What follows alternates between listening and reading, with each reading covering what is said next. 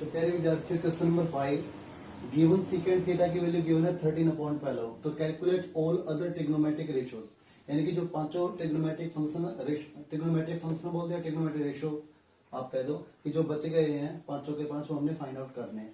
तो देखिए कैसे करते हैं। तो वी आर गिवन दैट हमें क्या दिया हुआ है कि जो सीकेंट थीटा की वैल्यू है वो है 13/12, और सीकेंट थीटा जो होता है प्यारे विद्यार्थियों हाइपोटेनियस अपॉन बेस होता है। और अभी आपको बताया एक सिंपल हमने राइट एंगल ट्रायंगल बना लेनी है, और सीकेंट थीटा में देखिए हाइपोटेनियस की वैल्यू क्या है, यहाँ पर 13 है तो यहाँ पे 30 लिख देंगे, और बेस की वैल्यू कितनी है 12 है तो 12 लिख देंगे, और सीकेंट के साथ थीटा है तो यहाँ पे हम थीटा लिखेंगे 90 डिग्री के सामने, एंगल यहाँ पे है थीटा। अब एबीसी यहाँ पर हम नेमिंग रिप्रेजेंट कर देते हैं, एबीसी लिख दो, पी क्या हुआ लिख दो, एलएम लिख दो, कोई भी नेम आप लिख सकते हो। तो वही काम करना है। सबसे पहले ये हमने साइड चाहिए, परपेंडिकुलर फाइंड आउट करनी है, तो पाइथागोरस थ्योरम का हम यूज करेंगे। तो using Pythagoras theorem in right angle triangle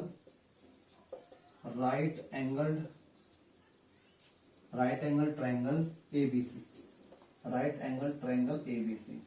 तो राइट एंगल ट्रायंगल एबीसी में हम जो है पाइथागोरस थ्योरम यूज करते हैं। ये परपेंडिकुलर है, और परपेंडिकुलर और बेस हमेशा क्या होता है हाइपोटेन्यूज से छोटे होते हैं, स्मॉलर होते हैं।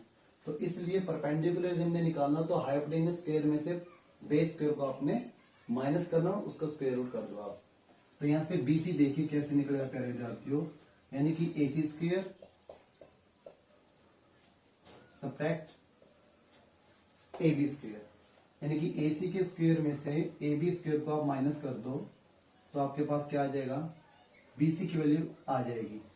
एसी की वैल्यू 13 है तो 13 स्क्वायर लिखेंगे यहाँ पर, और एबी की वैल्यू कितनी है 12 है तो 12 स्क्वायर लिख देंगे, और कंप्लीट स्क्वायर रूट।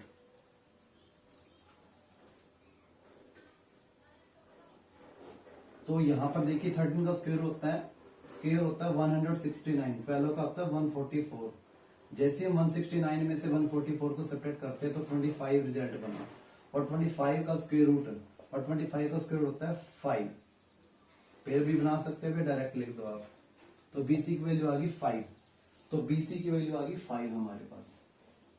अब इजीली हम निकाल सकते हैं ऑल अदर ट्रिग्नोमेट्रिक रेशियो। तो सेकंड थीटा है तो कोस थीटा लिखते हैं सबसे पहले। कोस थीटा क्या होता है 1/सेकंड थीटा होता है, या फिर 1/सेकंड थीटा होता है, ऐसे लिख दो आप। इसका रेसिप्रोकल कर दो 12/13 आ जाएगा, या फिर आप क्या कर सकते हो, सेकंड कोस थीटा है तो बेस अपॉन हाइपोटेन्यूज, यानी कि AB अपॉन AC, तो AB अपॉन AC 12/13, ये आपका आंसर आ चुका है।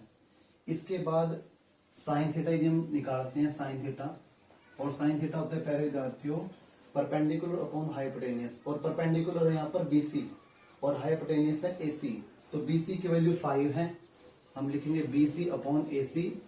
BC की वैल्यू 5 है और AC की वैल्यू है 13, तो 5/13 आ जाएगा। आफ्टर दैट कोशिकेंट थीटा, तो कोशिकेंट थीटा आता है हाइपोटेनियस अपॉन परपेंडिकुलर, यानी कि AC अपॉन BC।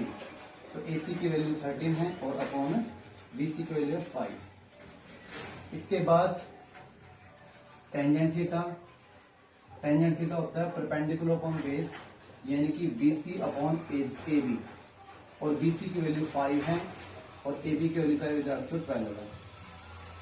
कितनी है 12 है, तो लिख देंगे। इसके बाद 5/12, इसके बाद है कोटेंजेंट थीटा। कोटेंजेंट थीटा इसकी शॉर्ट फॉर्म है, कोट थीटा लिख दो आप। तो कोट थीटा होता है बेस अपॉन परपेंडिकुलर, यानी कि AB अपॉन BC। तो AB अपॉन BC, AB की वैल्यू 12 है और BC की वैल्यू 5 है। इतना इजी क्वेश्चन है, बस मेनली आपने एक सिंपल सा डायग्राम बना लेना, ये राइट एंगल ट्रायंगल बना लेना, और पाइथागोरस थ्योरम यूज करके दो आपको साइड गिवन मिलेगी, एक फाइंड आउट करनी है और निकालने के बाद में सिंपल वही cos theta base upon hypotenuse, ये आप लिख दो 12/13 आ जाएगा। और साइन थीटा होता है परपेंडिकुलर अपॉन हाइपोटेनियस यानी कि 5/13, टेंजेंट थीटा 5/12, कोस थीटा 12/5 और कोसेकेंट थीटा होता है 13/5। तो सिंपल क्वेश्चन है।